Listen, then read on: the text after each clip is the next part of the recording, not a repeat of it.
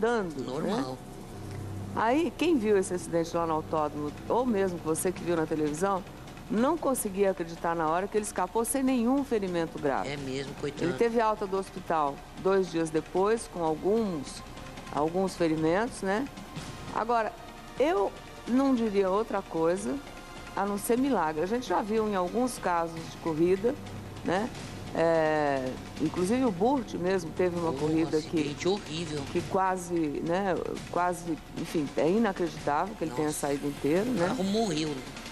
E como o Tuca estava aqui nesse final de semana, ele veio, naquela época, ele veio tomar café aqui comigo logo depois da manhã, na segunda-feira. Foi, me lembro. Eu queria só rodar um pedacinho dessa conversa um ano atrás, quer ver?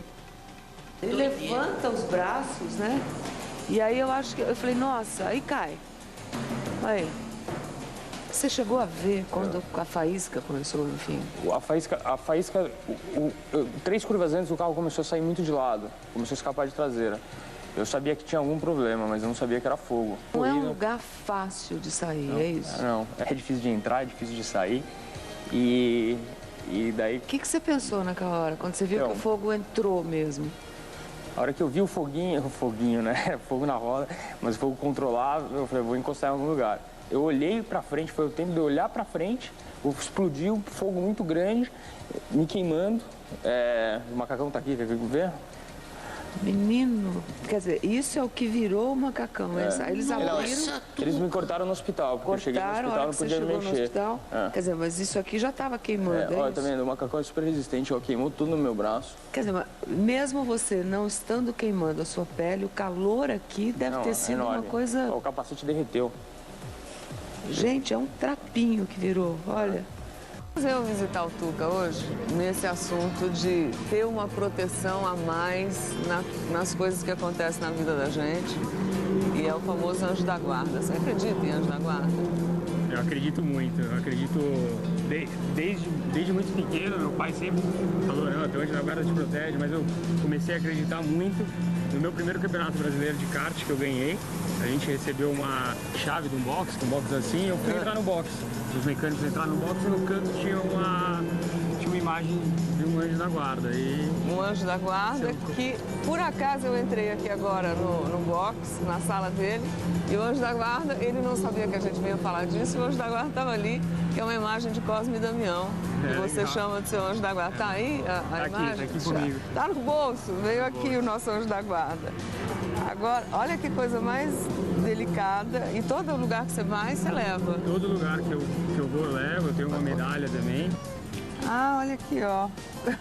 O Cosme e Damião aqui. Tá aqui seu anjo da guarda. De volta, guarde. Tá? Obrigada. Obrigado. Boa sorte. Bom trabalho.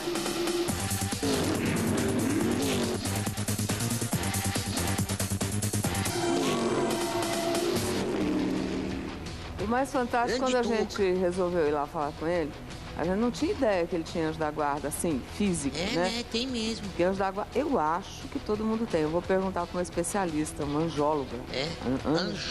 Anjóloga, acho que é isso sim que fala. Mas eu acho que todo mundo tem anjo da guarda. Agora, ele tinha um físico lá, que ele acredita e carrega para todo lado. Tem no celular, tem no capacete.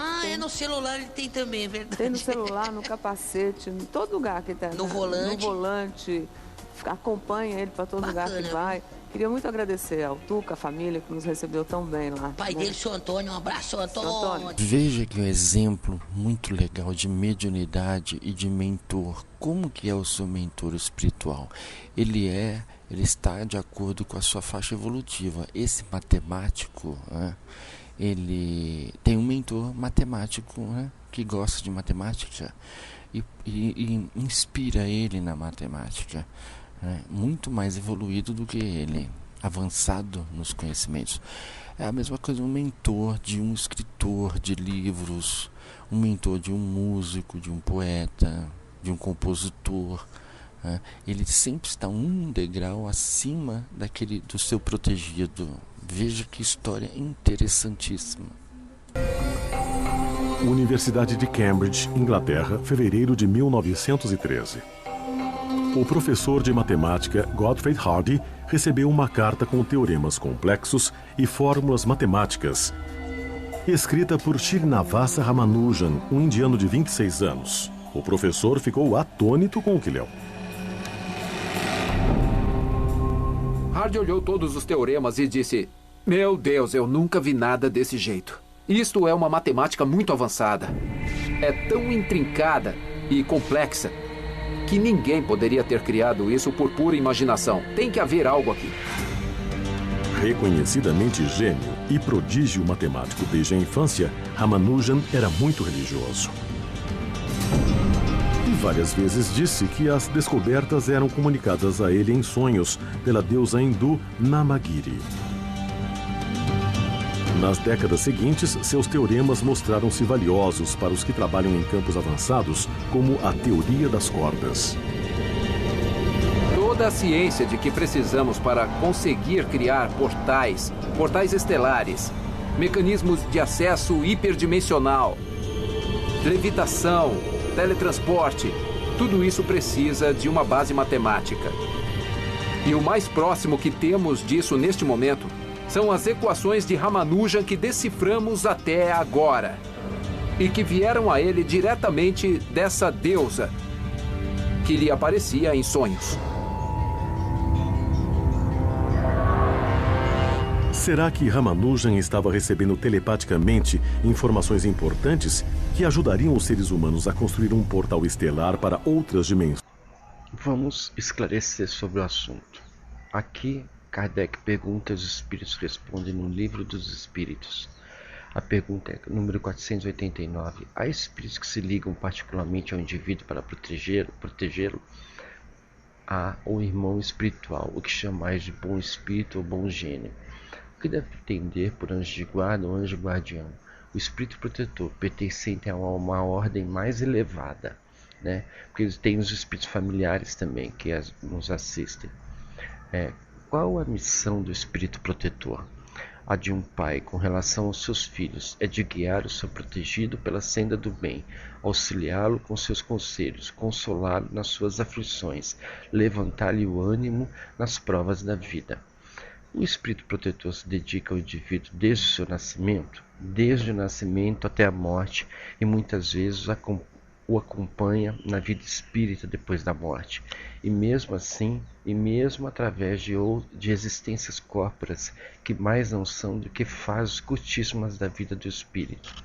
Então, quer dizer, ele pode ficar com você várias vidas, não só uma vida, né? É voluntária ou obrigatória a missão do espírito protetor? O espírito fica obrigado a vos assistir uma vez que aceitou esse encargo. Cabe-lhe, porém, o direito de escolher seres que sejam simpáticos. Para alguns é um prazer, para outros uma missão ou um dever. Dedica-se a uma pessoa, renuncia o espírito a proteger outros indivíduos? Não, mas protege-os menos exclusivamente, quer dizer, ele tem um principal, né? O espírito protetor fica fatalmente preso à criatura confiada à sua guarda. Frequentemente sucede que alguns espíritos deixam as suas posições de protetores para desempenhar diversas missões, mas nesse caso outros o substituem. Poderá dar-se que o espírito protetor abandone o seu protegido por se lhe mostrar esse rebelde aos conselhos? Afasta-se quando vê que seus conselhos são inúteis e que mais forte é no seu protegido a decisão de submeter-se à influência dos espíritos inferiores, obsessores, mas não o abandona completamente e sempre se faz ouvir. É então que o homem, quem tapa os ouvidos, o protetor volta desde que este o chame. É isso aí. De que pudesse descer ao nível de um relacionamento vulgar. O que você poderia falar para quem está nos assistindo, para que ele possa estabelecer um diálogo com o seu anjo protetor? Eu diria que faça uma viagem interior, que procure silenciar, aquietar a mente. No momento em que aquietar a mente, em uma penumbra, num lugar tranquilo, abra-se a oração. Não é necessário ter uma fórmula. Orar é abrir a alma a Deus e falar-lhe na condição de um filho que necessita da proteção do seu pai. Nesse silêncio interior que se estabelece, muitas vezes chega a inspiração. invariavelmente. No começo é um monólogo, é uma voz que vem monocórdia, repetitiva, vai chegando à nossa mente. Logo depois somos impelidos a fazer perguntas e estabelece-se um diálogo. Todos nós podemos entrar em contato com os bons espíritos, com aqueles menos bons, e isso se dá em face da nossa conduta, nem sempre elevada. Mas os espíritos bons, os espíritos sábios, os guias espirituais, estes exigem o estado de paz interior, de equilíbrio emocional, para poder estabelecer realmente a comunicação que todos podemos lograr. Você vai ver no próximo vídeo que às vezes o mentor vem bem na hora da sua morte para te ajudar na passagem, né? Ele está lá esperando o acidente. Veja o vídeo. Aqui que é da jornalista Cida Cavalcante. A Cida viveu uma experiência similar, ou pelo menos dentro desse ambiente, e ela conta a história dela. Cida Cavalcante. Faustão, eu tive duas experiências de quase morte. Uma na adolescência, em 77, após uma cirurgia de retirada do apêndice. Foi uma parada cardiorrespiratória, morri uns 2-3 minutos. E a segunda e mais importante foi no dia 11 de fevereiro de 1994, na BR-282, em Santa Catarina. Eu caí 50 metros de altura a 140 por hora. No momento do acidente, no momento que o carro estava virando, eu fui puxada por um túnel, fui tragada por um túnel que me deixou flutuando no asfalto, e eu vi todo o acidente acontecer, vi o socorro e tudo mais.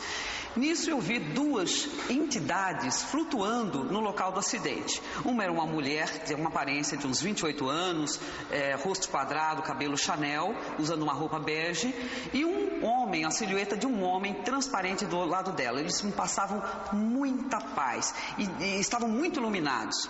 Eu fui na direção deles, porque ela me apontou a mão e disse, sem mexer a boca, tenha calma, isso estava na sua programação. Mas nesse momento eu lembrei do meu filho, de um filho que estava fazendo aniversário naquele dia, 12 anos, e ele estava sozinho numa ilha, porque eu morava numa ilha, Faustão, isolada de todo mundo. Para chegar na minha casa tinha que ser de barco.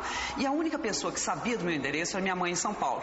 Então nesse mesmo momento, o túnel me puxou de volta para o corpo, aí eu senti as dores do acidente, mas foi o suficiente para eu dizer que meu filho estava sozinho na ilha e dar o telefone da minha mãe em São Paulo. Repeti o número do telefone e aquele túnel me tirou do corpo de novo. Me tirou do corpo, aí eu voltei para aquela luz e fui na direção daquela dupla que estava me esperando. Deixei as coisas por conta do resgate e naquele momento eu senti paz absoluta. E também tem a situação do mentor que está tentando, que vai te ajudar num momento difícil, um grande sofrimento que você vai passar, mas que vai fazer você evoluir e crescer espiritualmente, né? Porque a nossa visão é diferente. Geralmente o sofrimento nos faz evoluir.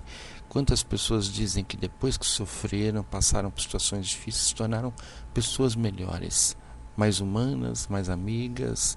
Está cheio de depoimento desse tipo. E muitas vezes o mentor está ali num momento de um acidente, de uma coisa difícil. Há mentores espirituais, desde o mais simplesinho, por exemplo, um parente que desencarna, e esse parente já tem uma certa evolução e pode ser um mentor seu. E há um mentor principal, mais evoluído, que toma conta de várias pessoas, né? A principal responsabilidade do mentor, o objetivo dele é fazer você evoluir, amar mais, ser melhor, mais caridoso, fazer só menos orgulho, egoísmo. O principal objetivo dele é esse. Se esses pilotos acreditam em anjo da guarda, né? Quer ver? Começando com o Burt. Vamos ver o que o nosso amigo Luciano Burt acha. Rodou. Ana, hoje não foi um dia bom pra mim, né? Acabou quebrando meu carro na corrida, abandonei.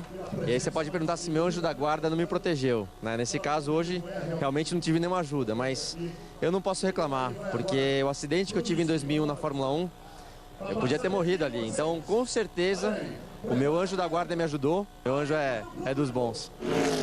Rezo, Pai Nosso, Ave Maria, tudo que tiver de ajuda é bem-vinda. Leia o Livro dos Espíritos de Allan Kardec. É um livro de perguntas e respostas sobre todos os assuntos e é muito fácil de ler e entender.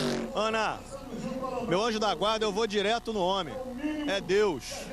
Conto sempre com ele, não saio de casa sem ele. E devo a ele muita coisa que acontece na minha vida. As coisas boas, principalmente, claro, né?